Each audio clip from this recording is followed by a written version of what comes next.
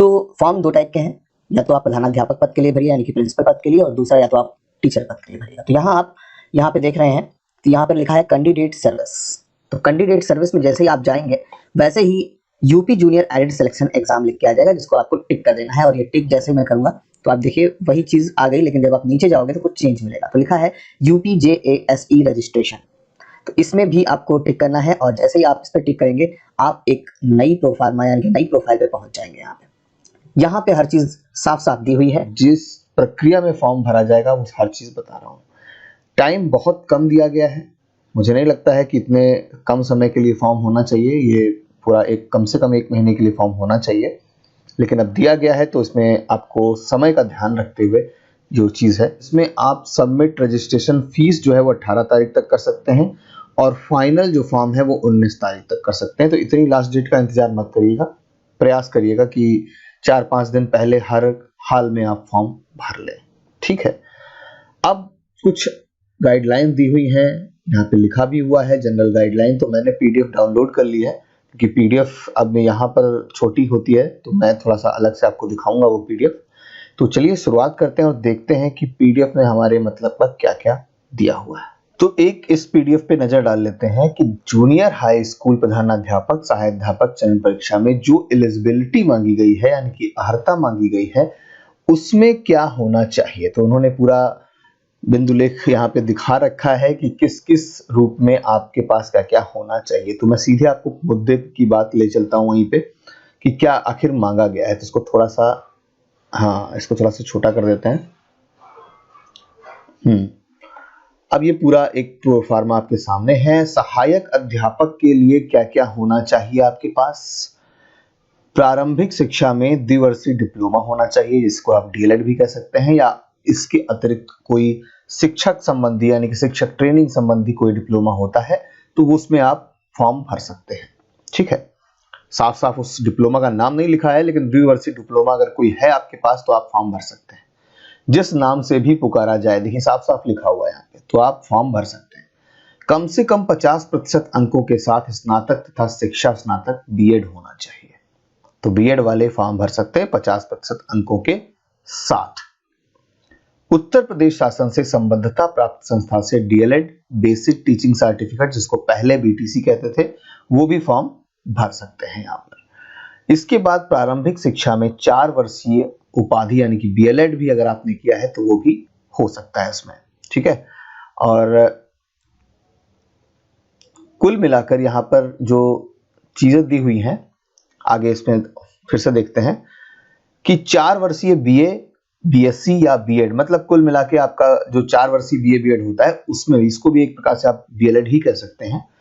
और आगे है कम से कम 50% अंकों के साथ BA BSc 1 वर्षीय BEd विशेष शिक्षा, ठीक है, स्पेशल BEd जिसको कहते हैं, वो अगर आपने किया है तो भी आप फॉर्म भर सकते हैं। और अंत में चाहे राज्य सरकार यानी कि UP टेट की बात हो रही है, और चाहे तो भारत सरकार द्वारा, मतलब उत्तर प्रदेश की जो राज्य सरकार द्वारा टेट होता है वो, या भारत सरकार यानी कि जो CTET होता है वो, कक्षा 6 से 8 तक वाला यानी कि अपर जो अपर लेवल का जो टेट होता है वो पास होना अनिवार्य है, यहाँ पर ये लिखा हुआ है, ठीक है। बाकी सारी चीजें सेम है प्रधानाध्यापक पद में, बस आप जब सबसे नीचे जाएंगे तो वहां पर एक एक्स्ट्रा चीजें लिखी हुई हैं, एक एक्स्ट्रा लाइन जोड़ दी गई है। बेसिक शिक्षा परिषद के मान्यता प्राप्त जूनियर हाई स्कूल अथवा उच्च बेसिक स्कूल में 5 वर्षीय अध्यापन का अनुभव। तो जूनियर हाई स्कूल या उच्च बेसिक स्कूल में आपको 5 वर्ष का अध्यापन अनुभव दिखाना है जब आपका प्रधानाध्यापक पद में सिलेक्शन हो जाएगा, ठीक है। सिलेक्शन का मतलब जब आप प्री और मेन जो पेपर होंगे वो पास हो जाएंगे, तब आपको ये अनिवार्य रूप से दिखाना है। फिलहाल फॉर्म भरते समय आपका कम से कम 5 वर्षीय जो अनुभव है वो पूरा हो चुका हो। तो बाकी प्रधानाध्यापक और सहायक अध्यापक में सेम है, कोई भी अंतर नहीं है। हाँ, इतना जरूर है, मैं आपको बता दूं कि यहाँ पर जो सहायक अध्यापक हैं इनकी एज 21 से 40 वर्ष की है, ठीक है, 21 से 40 वर्ष की है। और जो प्रधानाध्यापक पद है उसकी मिनिमम एज, मतलब मैक्सिमम तो 40 ही दी हुई है, लेकिन मिनिमम एज जो है वो 30 है, मतलब कम से कम 30 साल के होंगे आप तभी फॉर्म भर सकते हैं। ये मिनिमम एज की बात बता रहा हूँ, ठीक है। पता चला आपने 5 साल का अनुभव भी दिखा दिया, बीएड भी दिखा दिया और उसके बाद भी आपका फॉर्म कहाँ है, तो 30 साल पूरे हो जाने चाहिए। और इसमें क्या है, 21 से 40 साल आपकी उम्र होनी चाहिए। अब हम चलते हैं दूसरी पीडीएफ में जिसमें फॉर्म भरने का तरीका दिया हुआ है। अब वो तरीका क्या है, चलिए देख लेते हैं एक बार हम लोग। कुछ इस तरीके से है, बहुत साफ सुथरा, आपको दिखाई नहीं देगा यहाँ पे, लेकिन मैं समझा देता हूँ। ये आपको जो आपकी मेन प्रोफार्मा वाली जो मेन प्रोफाइल है उसी में आपको साफ साफ दिखाई देगा, ठीक है, कि क्या करना है। बस मैं ओवरव्यू यहाँ पे बता देता हूँ, बहुत कठिन कुछ नहीं है, लेकिन जो एक्स्ट्रा चीजें दी हुई हैं वो उसको जानना बहुत जरूरी है। तो ये कुछ स्टार्टिंग में आपको दिखेगा किस तरीके से फॉर्म भरना है। लास्ट डेट मैं आपको बता ही चुका हूँ कि 17 मार्च दी हुई है। जब आप यहाँ आएंगे तो यहाँ पर साफ साफ दूसरे पेज पे लिखा हुआ है कि आपको कौन कौन से जो भी आपके अंक पत्र हैं, प्रमाण पत्र है, ये सब फॉर्म भरते टाइम आपका पूरा होना चाहिए और सही से भरना है। यही सारी यहाँ पे सूचना दी हुई है। अब हम बात करते हैं आगे। तो आगे वाली सूचना थोड़ी सी महत्वपूर्ण है, मैं आपको बता दूं। तो इसमें क्या लिखा हुआ है, जी हाँ, यहाँ पे ये लिखा हुआ है कि सामान्य और ओबीसी के लिए अगर आप सिर्फ सहायक अध्यापक का फॉर्म भरते हैं तो ये 700 रुपए का फॉर्म है, ठीक है। दिखाई दे रहा होगा, मुझे लग रहा है, उम्मीद है आपको। जी हाँ, 700 रुपए का फॉर्म है अगर आप सिर्फ सहायक अध्यापक के लिए भरते हैं, और प्रधानाध्यापक के लिए भरते हैं तो 900 रुपए का ये फॉर्म हो जाएगा, ठीक है। और जैसे ही आपका 900 रुपए का फॉर्म है तो समझ लीजिए कॉम्बो टाइप है, अगर आप दोनों पदों के लिए भरते हैं। और जो अगर सिर्फ प्रधानाध्यापक के लिए भरता है तो उसके लिए भी 900 रुपए का ही फॉर्म है। ऐसे ही SC ST और अनुसूचित जाति के लिए 500 का है, और अगर वो दोनों में भरना चाहते हैं या सिर्फ प्रधानाध्यापक भरना चाहते हैं तो 700 रुपए का है। तो कॉम्बो प्राइस बड़े अच्छे अच्छे यहाँ पे हैं, तो आप जो भी सुविधा लेना चाहते हैं इसमें ले सकते हैं। और जो दिव्यांग लोग हैं उनके लिए 300 रुपए सहायक अध्यापक के लिए, और प्रधानाध्यापक या दोनों पदों के लिए 400 रुपए का है। तो ये चीज भी यहाँ पर जाननी जरूरी थी, तो मैंने आपको दिखा दी। बाकी सब किस तरीके से आप पेमेंट करेंगे, वो जो आप फॉर्म भरेंगे आपको खुद ही पता चल जाएगा। जो भी आपके पास सुविधा है ऑनलाइन, कैसे भी आप भर सकते हैं यहाँ पे फॉर्म, और जो भी है वहाँ पे आपको टिक करना होगा कि जो भी बातें लिखी हुई हैं ओके हैं। पंजीकरण के लिए यहाँ क्लिक करें। ये सिर्फ जब आप फॉर्म भर रहे होंगे तब ये प्रोफार्मा आपके सामने आएगा, वो मैं आपको दिखा रहा हूँ, ठीक है। ये जो प्रोफार्मा मैं आपको दिखा रहा हूँ ये वेबसाइट पर भी उपलब्ध है, आप खुद भी देख सकते हैं कौन कौन सी चीजें जरूरी है। तो उन्होंने स्टेप बाय स्टेप इसका बनाया हुआ है। तो जो भी कैंडिडेट नेम है, छोटी मोटी जो इंक्वायरी होती है वो यहाँ पे आपको भर देनी है डेट ऑफ बर्थ के साथ। ये क्लियर रखिएगा कि फिलहाल आप जो भी ईमेल आईडी डाल रहे हैं और वर्किंग मोबाइल नंबर डाल रहे हैं वो बिल्कुल सही होना चाहिए। ये यहाँ पर बहुत बार लिखा गया है, मैंने जहां पर देखा है, देखिए ये लिखा हुआ है वैलिड वर्किंग मोबाइल नंबर होना चाहिए और वैलिड वर्किंग ईमेल आईडी भी आपकी होनी चाहिए, ठीक है। आगे यहाँ पे वही चीज बताई गई है कि जब आप भरोगे तो क्या होगा कि ट्रेनिंग कोर्स क्या है आपका। तो आपका अगर बीएड है तो बीएड लिखिएगा, डीएलएड है तो डीएलएड लिखिएगा।